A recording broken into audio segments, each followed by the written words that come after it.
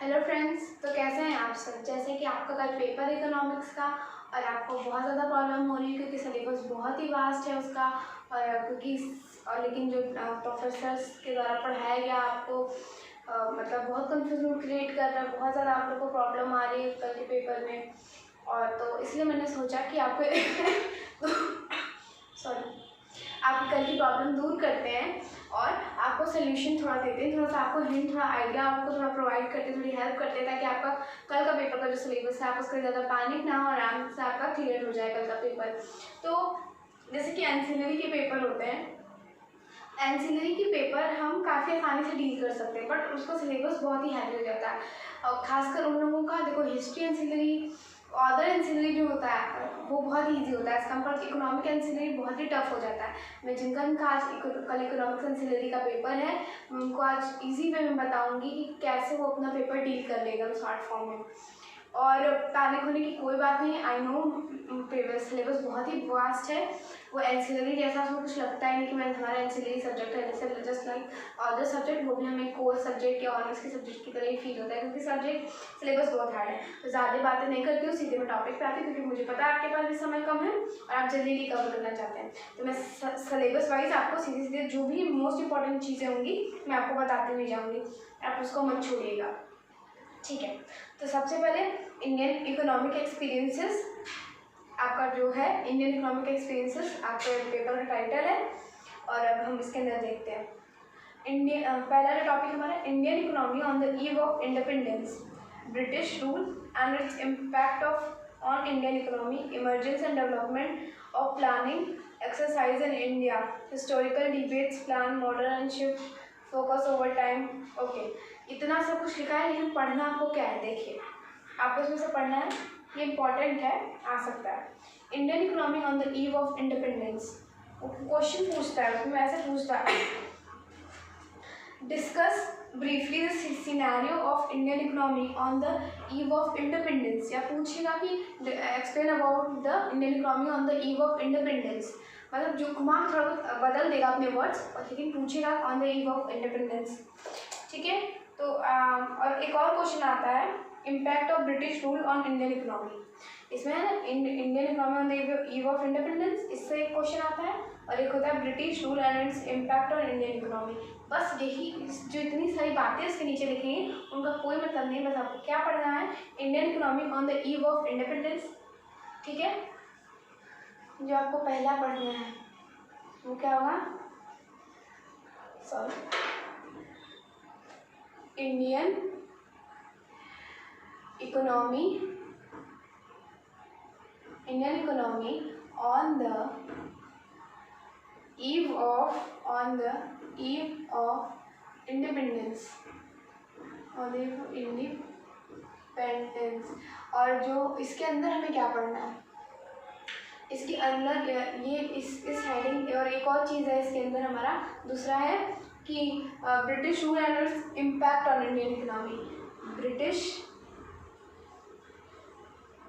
Rule and its impact on Indian economy,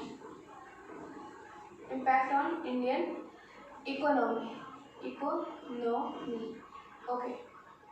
तो ये जो पहले यूनिट के अंदर ये जो टॉपिक्स आपको दिए हैं उसमें सिर्फ जो कबाड़ा नीचे दिया हुआ उसको, वो कबाड़ा नहीं बट अभी आपको क्योंकि बस जो चीज़ें हैं उस पर फोकस करना है और एक्स्ट्रा चीज़ें नहीं लिखनी है। तो Indian economy on the eve of independence, दूसरा चीज़ British rule and its impact on Indian economy, इन्हीं दो चीज़ों से क्वेश्चन आना हुआ तो आ सकता है। तो Indian economy on the eve of independence, इसमें तो आप क्या अगर नहीं जानते हैं तो इसमें देखिए इस तरह से चीज़ें होंगी कि जब वो ब्रिटिशर्स आए तो क्या क्या कंडीशन थी, जमींदारी का सिस्टम आया, हमारा इंडस्ट्रीज, हमारा रॉ मटेरियल जाता था, फिनिश गुड आता था, ये सारी जो चीज़ें हैं ना वो है इसके अंदर, बेसिक नॉलेज है, आप गूगल सर्च करेंगे आराम से मिल जाएगा, ठीक है। British rule and its impact of Indian economy, वही चीज़, ये चीज़ और ये चीज़ लगभग सेम है, Indian economy on the eve of independence और British rule and its impact लगभग सेम चीज़ है, दोनों में से कोई एक ही पूछेगा, ठीक है, दोनों में से कोई अगर दोनों भी आ गए तो लगभग सेम चीज़ है। इंडिया की इकोनॉमी ब्रिटिश के आने से के पे क्या थी, और ब्रिटिश रूल जो क्या था उसका इम्पैक्ट क्या था, मतलब ब्रिटिश रूल का इम्पैक्ट हमारे यहाँ क्या पड़ा। आप दोनों का आंसर रिप्लाई कर सकते हो। इस पर इम्पैक्ट डायरेक्टली बता देना और इस पर बता देना कि उस समय चीज़ें क्या हो रही थी, क्योंकि बहुत वास्ट है ये, तो थोड़ा सा इसमें लिख दीजिए, थोड़ा उसमें चीज़ें सेम है, ठीक है, बस थोड़ा सा बदल के लिखना है, ठीक। अब हम नेक्स्ट टॉपिक की बात करें, ये तो इसी के अंदर का था। अब हम नेक्स्ट टॉपिक की बात करें, हमारे सिलेबस में जो दिया हुआ है, output, national income and employment structure of Indian economy, composition and relative rates of growth agriculture industry, अच्छा, growth of agriculture industry service सब सेक्टर एनालिसिस। देखिए कहानी बहुत कुछ लिखी गई है, लेकिन आपको ऊपर से बता देते हैं कि इसमें आने वाला क्या है। इससे पूछेगा small scale industry, small scale industry के अंदर, इंडस्ट्री जो टॉपिक है उसके अंदर भी क्या पूछेगा आपसे, स्मॉल स्केल इंडस्ट्री। अब इसमें स्मॉल स्केल इंडस्ट्री के अंदर क्या पूछ सकता है आपसे, ये पूछेगा ना कि स्मॉल स्केल इंडस्ट्री को सेटअप करने में वो क्यों स्लोली, मतलब कि क्या प्रॉब्लम्स आती है, इसके प्रॉब्लम्स पूछेगा सेटअप करने के स्मॉल स्केल इंडस्ट्री को, कि शुरुआती में जो स्मॉल स्केल इंडस्ट्री होती है बहुत ही धीरे धीरे सेटअप होती है, तो वो प्रॉब्लम्स हमें बतानी है क्यों ऐसा होता है। फिर इसका कंट्रीब्यूशन हमारे इंडियन इकोनॉमी में, इंडिया की इकोनॉमी में क्या है वो बताना है, ठीक। और क्या है, यही चीज़ें हैं, इसका प्रॉब्लम, इसका मतलब कंट्रीब्यूशन, इसका डेवलपमेंट जो भी कह दें, डेवलपमेंट कैसे होता है, और ये सारी चीज़ें हम पूछा जाता है इस हमारे पेपर में। और क्या चीज़ें हैं, और ठीक है वही जो प्रॉब्लम आ रही है पूछा जाएगा क्यों प्रॉब्लम आ रही थी, ये सारी चीज़ें, ठीक। और आपको इसके अंदर से क्या पूछेगा, जैसे इंडस्ट्री में आपको बताया मैंने, फिर national income employment structure of Indian economy, हाँ इससे भी क्वेश्चन आता है, एम्प्लॉयमेंट स्ट्रक्चर से भी क्वेश्चन आता है, वो आपसे पूछेंगे एम्प्लॉयमेंट स्ट्रक्चर आपसे ये पूछेंगे कि एम्प्लॉयमेंट स्ट्रक्चर में आपसे पूछने वाले हैं कि व्हाट इज अनएम्प्लॉयमेंट, क्या कॉजेज है अनएम्प्लॉयमेंट की, अनएम्प्लॉयमेंट क्या है उसका एक्सप्लेन करने को बोलेंगे, और उसके कॉजेज पूछ सकते हैं और उसके मेजर्स, एक कॉज पूछ सकते हैं, दूसरा मेजर्स, कि क्या तरीके जिसके थ्रू अनएम्प्लॉयमेंट कम किया जाता है, और क्या वजह जिसकी वजह से एम्प्लॉयमेंट है, और किन चीज़ों के द्वारा इसको कम किया जा सकता है, ये पूछ सकते हैं। स्मॉल स्केल इंडस्ट्री हो गया, अनएम्प्लॉयमेंट हो गया, क्या है नेशनल इनकम बिल्कुल छोड़ दीजिए, कोई जरूरत नहीं इसको पढ़ने की, employment structure of Indian economy ये बता दिया, composition and relative rate of growth of agriculture industry and service sector सब सेक्टरल एनालिसिस, बस इतना रहने देते हैं। अभी आपको मैं अगर इसमें से कुछ होगा बच जाएगा तो मैं लास्ट में देखती हूँ। अभी दूसरे टॉपिक पे चलते हैं। ये तो पहला दूसरा हमने कर लिया। तीसरा, trends and pattern in structure of population over time, growth rate, gender, rural urban, literacy, regional structure, trend of poverty and inequality. Okay okay okay, ये अच्छा अनएम्प्लॉयमेंट का टॉपिक अलग से, ठीक है। देखिए जो आपका पहला था, पहले से हमने बताया कि दो तरह के क्वेश्चन आ सकते हैं। जो पहला टॉपिक है Indian economy on the eve of independence और British rule and its impact on Indian economy, ठीक है। चीज़ें लगभग सेम है, बस कंटेंट थोड़ा सा अलग कर देना है, ठीक। फिर दूसरा पॉइंट था जिसमें से आपको पूछ सकता है स्मॉल स्केल इंडस्ट्री के बारे में, जिसमें ये पूछेगा कि क्या प्रॉब्लम आती है शुरू में सेटअप करने पे, क्यों स्लो सेटअप होता है, और उसका कंट्रीब्यूशन क्या है इंडिया के डेवलपमेंट में, इकोनॉमिक डेवलपमेंट में। फिर उसके बाद ये तो हमारा ये एम्प्लॉयमेंट से कुछ नहीं पूछेगा, अनएम्प्लॉयमेंट अलग से टॉपिक है। ये अनएम्प्लॉयमेंट से क्या पूछेगा, उसका कॉजेस और मेजर्स, क्या किस वजह से एम्प्लॉयमेंट क्या है उसको बताइए, क्यों हो, किस वजह से होता है, और इसको कैसे ठीक कर सकते हैं, उसका मेजर्स, ठीक। ये चीज़ें हुई अनएम्प्लॉयमेंट, ठीक। अब देखो अब क्या है ना कि trends and pattern in structure of population over time, ठीक है। ग्रोथ रेट कि क्या क्या बदलाव आए हैं पॉपुलेशन की ग्रोथ में बहुत समय से, पिछले समय से कंपेयर करें तो, हमारे ग्रोथ रेट क्या क्या लेके चीज़ें हम देखेंगे। हमारा growth rate gender, rural, urban, कि रूरल में कितना बढ़ा, अर्बन में कितना बढ़ा, किसके मुकाबले कौन ज़्यादा बढ़ा, जेंडर कौन सा बढ़ा ज़्यादा, जिसकी ग्रोथ हुई पॉपुलेशन में, फीमेल की जेंडर ज़्यादा पॉपुलेशन ग्रोथ की कि मेल की जेंडर मेल ज़्यादा बढ़ा, कौन से रीज़न के लोग बढ़े, कितने लोग, जितनी पॉपुलेशन में से कितने लोग लिटरेट हुए, कितनी लिटरेसी रेट चल रही है, ठीक है। ये सारी चीज़ें हमसे पूछेंगे कि इसमें हमें पढ़ना क्या है। एक्चुअली में हमें पॉपुलेशन से बस क्या पूछता है ना, हमें पूछता है पॉपुलेशन से कि explain recent trends in India's population growth. Recent trend in India population growth, okay. और आपसे और कुछ पूछना होगा तो ये पूछ सकता है आपसे कि रूरल अर्बन पॉपुलेशन जो ग्रोथ है वो कैसी है, growth of rural urban population in India. तो आपको पॉपुलेशन से रिलेटेड यही दो तरह के क्वेश्चन पूछ सकते हैं कि recent trend in India population, India की पॉपुलेशन का रिसेंट ट्रेंड क्या है, क्या मतलब क्या चीज़ें कितनी ज़्यादा रिसेंट ट्रेंड में जो आप इंक्लूड करके अब जितना अच्छे से बता सके उतनी अच्छी बात है। तो वो आपको बताना। दूसरा चीज़ आपसे पूछ सकते हैं कि growth of rural urban population in India, ठीक है। इस टॉपिक से इतना ही आता है क्वेश्चन। फिर जो आपसे पूछा जा सकता है वो है, ठीक है, फिर पॉवर्टी एंड इनइक्वालिटी पूछता है। पॉवर्टी आपसे पूछता है, तो पॉवर्टी में क्या पूछता है आपसे कि बोलता है पॉवर्टी को एक्सप्लेन करें, और पॉवर्टी को एक्सप्लेन करने के साथ ये भी पूछता है कि क्या पूछता है, हाँ ओके पॉवर्टी उसके कॉजेस, क्या वजह है कि पॉवर्टी होती है, उसका स्ट्रक्चर कि कहाँ कितनी पॉवर्टी है। स्ट्रक्चर थोड़ा रेयर है बट कॉजेस मोस्टली पूछता है। और एक और चीज़ जो पूछते हैं वो है कॉजेस हो गया, स्ट्रक्चर हो गया और हाँ कॉजेस हो गया, स्ट्रक्चर हो गया, और पॉवर्टी के साथ एक और चीज़ रिलेट करके पूछते हैं कि पॉवर्टी और अनइक्वालिटी में क्या मतलब एक दूसरे से इंटर रिलेटेड है, ये भी पूछता है। पॉवर्टी एंड अनइक्वालिटी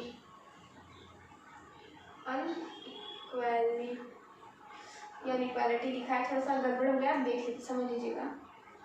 अनइक्वालिटी का इंटर रिलेशन पूछता है, पॉवर्टी एंड अनइक्वालिटी का इंटर रिलेशन पूछता है, फिर पॉवर्टी अनइक्वालिटी को अलग अलग से एक्सप्लेन करने को पूछता है, फिर पॉवर्टी का कॉजेस क्या है, उसका स्ट्रक्चर क्या है, कितनी पॉवर्टी कहाँ है, ठीक है, ये सारी एब्सोल्यूट पॉवर्टी, रिलेटिव पॉवर्टी, ये सारी चीज़ें। अब देखो इसके बाद क्या चीज़ें हैं ठीक है, ये हो गया, ठीक है। इन्फ्लेशन, हाँ इन्फ्लेशन से भी क्वेश्चंस आते हैं कभी कभी। तो इन्फ्लेशन से जो आता है वो पूछता है कि व्हाट इज इन्फ्लेशन, क्या है उसका रीसेंट ट्रेंड, क्या चल रहा है।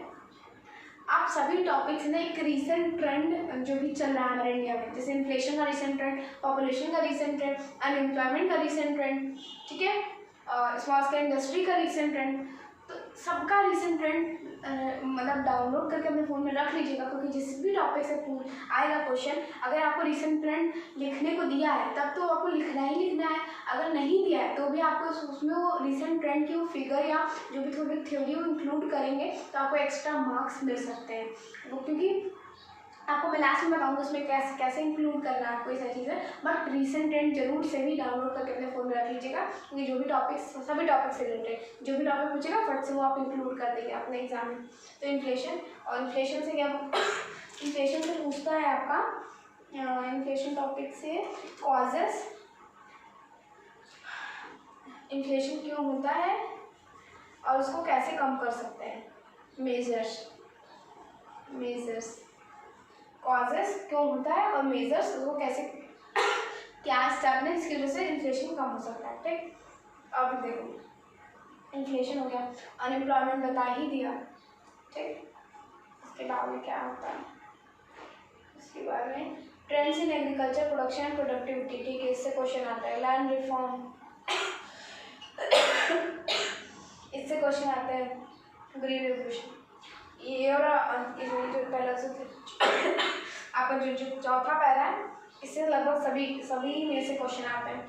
आप आराम से सारे टॉपिक गूगल पे आपको मिल जाएंगे, सब डाउनलोड करके रख लीजिएगा। जिससे टॉपिक से भी क्वेश्चन आ गया सीधे उठा के रख दिया, और रिसेंट ट्रेंड जरूर ढूंढ के रख लीजिएगा हर एक टॉपिक से रिलेटेड, ठीक है। तो एग्रीकल्चर प्रोडक्शन एंड प्रोडक्टिविटी, इससे कैसे क्वेश्चन पूछता है? इससे क्वेश्चन पूछता है ना, जैसे आपको पूछेगा एक second, major trends in agricultural production and productivity of India. फिर ट्रेंड्स, मेजर ट्रेंड, क्या ज़्यादातर ट्रेंड रहता है इंडिया में? मेजर ट्रेंड्स इन एग्रीकल्चर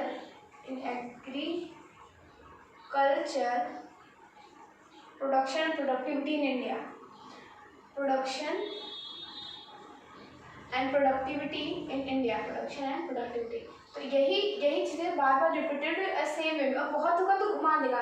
हमें नहीं लगता कि आप लोग का ऑनलाइन पेपर है तो घुमाएगा, प्रोडक्टिव में भी घुमा दे, तो यही चीज़ें लिखनी है, प्रोडक्टिविटी इन इंडिया, और सब कुछ इंडिया का पूछेगा। ये बात दिमाग में याद रखिएगा, ये कि रिसेंट ट्रेंड वर्ल्ड लेवल का निकाल लिए, ठीक है। प्रोडक्टिविटी कितनी है? वर्ल्ड लेवल की निकाल लिए, नहीं सिर्फ इंडिया के लेवल का निकालना है आपको, ठीक है। ये बात याद रखिएगा, ये गलती मत करिएगा, ठीक। ये चीज़ होगी। फिर आपसे ये भी पूछे, लैंड रिफॉर्म भी पूछेगा। अब लैंड रिफॉर्म में आपसे क्या पूछता है? लैंड रिफॉर्म में आपसे पूछ सकता है कि लैंड रिफॉर्म में आपसे क्या पूछ सकता है? लैंड रिफॉर्म में आपसे पूछ सकता है कि लैंड रिफॉर्म क्यों होता है, उसका क्या इम्पैक्ट पड़ता है। देखिए कॉजेज़ और उसका इम्पैक्ट, उसके मेजर्स, ये सारी चीज़ें तो आपको एकदम दिमाग में बैठ जानी चाहिए हर एक टॉपिक का। फिर कहीं से उठा के पूछ देगा तो फिर आपको वो चीज़ें बतानी पड़ती है, ठीक है। तो एक सेकेंड, ये हो गया, ये हो गया, ये हो गया, ओके ओके ओके, ठीक है। तो progress of land reform in India, तो लैंड रिफॉर्म के बारे में जैसे पूछ देगा, उसके प्रोग्रेस के बारे में पूछ देगा, बस मतलब एज अ शॉर्ट नोट आपको लैंड रिफॉर्म, जैसे कुछ टॉपिक होते हैं ना कि ओवरऑल उनका पूछ देगा, प्रोग्रेस पूछ देगा, explain the progress of land reform, write short note about land reform, या पूछ देगा tell me some point about land reform. तो ऐसा मतलब होल आप इसके बारे में पढ़ लें। कुछ टॉपिक होते हैं कि एज अ होल इसको पढ़ लें, सीधे लैंड रिफॉर्म सर्च करिएगा, जिसमें बहुत सारी बातें हैं, उसके बारे में आप डाउनलोड करके रख लीजिएगा। लैंड रिफॉर्म जैसे ही पूछेगा वो अपना उतार लीजिएगा, कोई दिक्कत नहीं। अब इसके बाद अब दूसरे टॉपिक की बात करें, ग्रीन रेवोल्यूशन। ग्रीन रेवोल्यूशन की कहानी वैसे ही कुछ है लैंड रिफॉर्म की तरह, एज अ होल आ जाता है। Short note on green revolution, बहुत होगा तो उसका कॉजेस पूछ लेगा, उसका इफेक्ट पूछ लेगा। मेजॉरिटी में इफेक्ट ही पूछता है इसका इफेक्ट पूछ लेगा। क्या पूछ लेगा? इफेक्ट। तो green revolution as a short note, जैसे land reform, green revolution as a short note download करके रख लीजिएगा कि इसमें से इफेक्ट ज़्यादा क्या पूछेगा, इफेक्ट पूछ देगा अगर अलग से पूछना है तो उसमें सिर्फ इफेक्ट आप कितना 3 पन्ना थोड़ा लिख लेंगे इफेक्ट, तो पहले ग्रीन रेवोल्यूशन एक्सप्लेन करेंगे, थोड़ा सा और भी चीज़ें बताएंगे, फिर इफेक्ट बताएंगे, ठीक है। तो as a short note green revolution, land reform, इस को एज अ होल आप रख लीजिएगा दिमाग में, ठीक है। रखना क्या देगा मैं, आप सिर्फ डाउनलोड कर लीजिएगा, बेसिक नॉलेज रहेगी, आप आराम से कर रहेंगे, ठीक है। ये टॉपिक ये वाला भी चीज़ हो गया हमारा।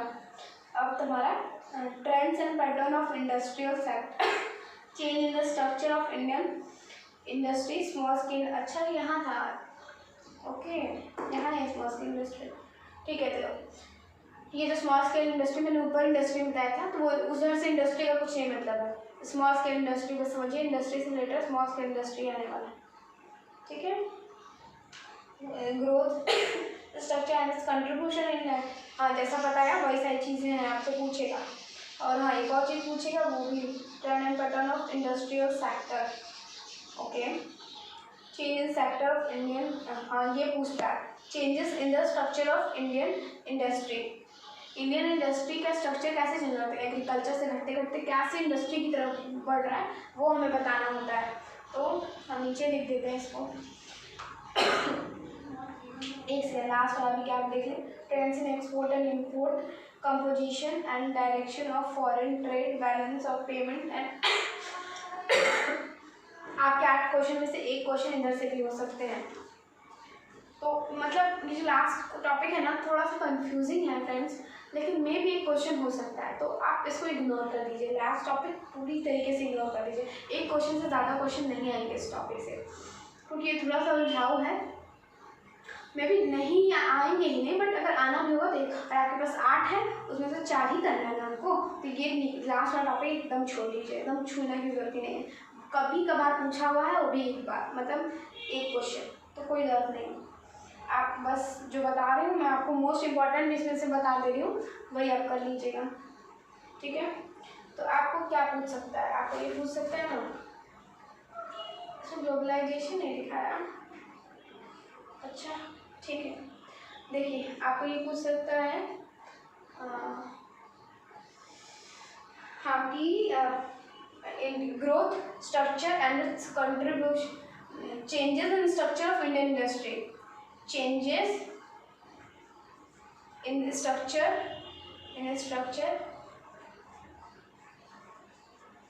of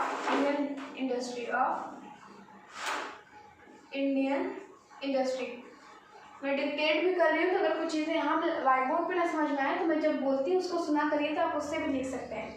changes in structure of Indian industry, ठीक है, क्या चेंजेस हुए, एग्रीकल्चर से किस तरह से घटते घटते लोग इंडस्ट्री की तरफ बढ़ रहे हैं, ठीक है, तो ये चीज़ हमें एक्सप्लेन करनी है, ठीक है, ये हुआ। और जो हमें और क्या एक्सप्लेन करना है, इसमें स्मॉल स्केल इंडस्ट्री का ही था, ठीक है। हाँ, और एक और पॉइंट जो इसमें रह गया, public sector.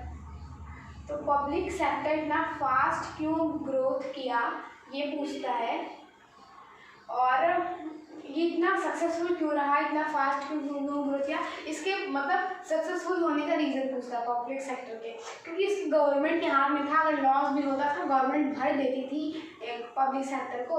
Public sector means मतलब कि गवर्नमेंट की जो इंडस्ट्रीज थी, अगर उसमें लॉस भी हुआ तो लॉस का क्या मतलब, गवर्नमेंट फिर से पैसा इन्वेस्ट कर देगी, फिर से उसको चीज़ें दे देगी। अब प्राइवेट है, अब लॉस हुआ तो एक पर्सनल, एक पर्टिकुलर इंडिविजुअल का लॉस हुआ वो थोड़ा क्लियर करता है। अब गवर्नमेंट के पास पैसा हुआ, आराम से लॉस भी हो रहा था उसको पुशअप करके इंक्रीज कर देगी, सक्सेसफुल इंडस्ट्री बना देगी। तो यही सब रीजन है जो पब्लिक सेक्टर में है, ठीक है।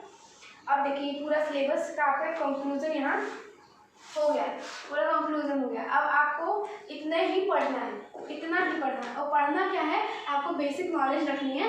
सब सारे टॉपिक डाउनलोड करें गूगल से, आराम से सब कुछ मिलेगा। हाँ, जो बेस्ट होगा थोड़ा देख लीजिएगा, बहुत सारी चीज़ें रहेंगी उसमें, जो सबसे अच्छा लगे आपको, थोड़ा सा पॉइंट वाइज है, अलग अलग कैटेगराइज है, तो वो करिए। और फिर जो चार्ट्स वगैरह है, थोड़े डायग्राम है, जैसे चार्ट है, मतलब ग्राफ है कि स्मॉल स्केल इंडस्ट्री का इतना रहा, फिर इस ईयर में इतना रहा, फिर इतना रहा, तो इस तरह की ग्राफ वगैरह डाउनलोड करके गूगल से रख सकते हैं, आराम से अपने रख लीजिएगा हर एक टॉपिक से। इससे क्या होगा कि अगर आपसे रिसेंट ट्रेंड पूछेगा, ठीक है, पूछा तो भी आपके पास रहेगा, आराम से आप डाल दें, और नहीं भी पूछा और आप उससे रिलेटेड चार्ट रिसेंट ट्रेंड वगैरह का डाल देते हैं, तो आपके एग्जामिनर जो होगा, जो आपको कॉपी चेक करेगा, उसमें बहुत ही अच्छा इम्पैक्ट पड़ेगा और आपको बहुत ही अच्छे मार्क्स मिलेंगे। उनको समझ में आएगा कि आपको कॉन्सेप्ट क्लियर हो गया है, और आपने अपनी मतलब समझ के आप कभी डायग्राम कब बनाते हैं, जब आपको अच्छे से क्लियर होता है, ठीक है। आप अगर कहीं लिखने में गलती भी कर देते हैं तो उस डायग्राम से वो चीज़ें समझ जाएंगी, क्योंकि लाइन वाइज तो एक लाइन कोई पढ़ने नहीं जा रहा है, बट जो सामने होगा जस्ट एट अ ग्लैंस जो उन्हें दिखेगा वो ज़्यादा उस पर इफेक्टिव होगा और ज़्यादा अच्छे नंबर। और आप कलरफुल पेन पेंसिल यूज़ नहीं करना है, black and white, sorry black and white के लिए ब्लैक एंड ब्लू, वही दोनों पेन पेंसिल से यूज़ करना है, ठीक। तो ये सारी चीज़ें कर लीजिएगा, ये इम्पॉर्टेंट है, इसको ज़रूर देख लीजिएगा। मतलब जितना लिखा है वो तो एकदम पढ़ना ही पढ़ना है, बट मैं आपको बता दे रही हूँ जो बहुत, ये भी बहुत इम्पोर्टेंट है, इम्पोर्टेंट लगा दे रही हूँ, ये सभी ही इम्पोर्टेंट है, मैं क्या बताऊँ। और देखिए अगर इसके बाहर तो मैं नहीं, इसके बाहर तो आने से रहा, कुछ भी नहीं आना है इसके बाहर, बट अगर आ जाता है कोई क्वेश्चन बहुत घुमा के, और उसके आपके पास 4 करने हैं, लेकिन सारे क्वेश्चन 3 ही किए और एक क्वेश्चन मतलब उसके अलावा सभी क्वेश्चन घुमा के पूछा, आपको नहीं समझ आ रहा, डोंट बी पैनिक, आराम से गूगल पे जाइए, बस हाँ अपनी स्पीड मेंटेन रखिएगा, आराम से गूगल पे जाइए, सर्च करिए, आपको बहुत कुछ मिलेगा। इवन फर्स्ट सेमेस्टर का तो सब कुछ है गूगल पे, आराम से बिना बुक के हम लोग पढ़े थे फर्स्ट सेमेस्टर पूरा, बिना किसी भी बुक के, और हम लोगों का ऑफलाइन पेपर हुआ था। आपका ऑनलाइन है, बहुत ही आपके पास ऑप्शन है, गूगल सर्च करिए, आराम से पढ़िए, कोई दिक्कत नहीं। तो Indian economy on the eve of independence, British rule and its impact of Indian economy, small scale industry का क्या प्रॉब्लम है, शुरू में सेटअप करने में क्या दिक्कत आती है, क्यों स्लोली सेटअप होता है, उसका कंट्रीब्यूशन इंडियन इकोनॉमी में क्या है, कैसे कैसे डेवलपमेंट हुआ, अनएम्प्लॉयमेंट के क्या रीजन है, क्यों अनएम्प्लॉयमेंट होता है सॉरी, एंड मेजर्स कैसे उसको कम कर सकते हैं, ठीक है। फिर recent trend in India's population, और अभी पॉपुलेशन ग्रोथ कितनी है, क्या है, रिसेंट ट्रेंड क्या चल रहा है इंडिया में वो बताना है, growth of rural and urban population, rural में क्या कितना ग्रोथ है, अर्बन में कितना ग्रोथ है, ये सारी चीज़ें हमें कंपेरिजन करके बतानी है, ठीक। फिर पावर्टी का कॉजेज पूछ सकता है, इसका स्ट्रक्चर पूछ सकता है कि कितनी पावर्टी कहाँ, वो चार्ट वाला पोर्शन भी होता है।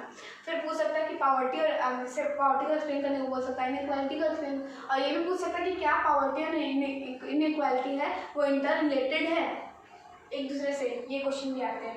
फिर सॉरी गाइस, ये मार्कर की स्मेल से मुझे बहुत ज़्यादा छींकें आती हैं मैं इसे क्लोज कर देती हूँ।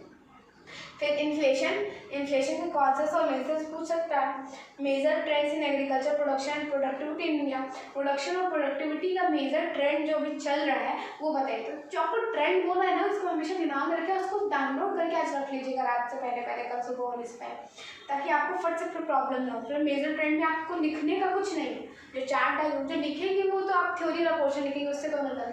तो मेन मेजर ट्रेंड में जब पूछेगा कोई चीज़ तो आपका चार्ट डायग्राम वाली चीज़ ही सबसे ज़्यादा मेजर रोल प्ले करती है, ठीक है। Land reform as a short note पूछने वाला है, ग्रीन रेवोल्यूशन भी, तो एज अ उसको होल भी देख लीजिएगा कि क्या है, क्या क्या हुआ, क्या इम्पैक्ट, क्या सारी चीज़ें थी, ठीक।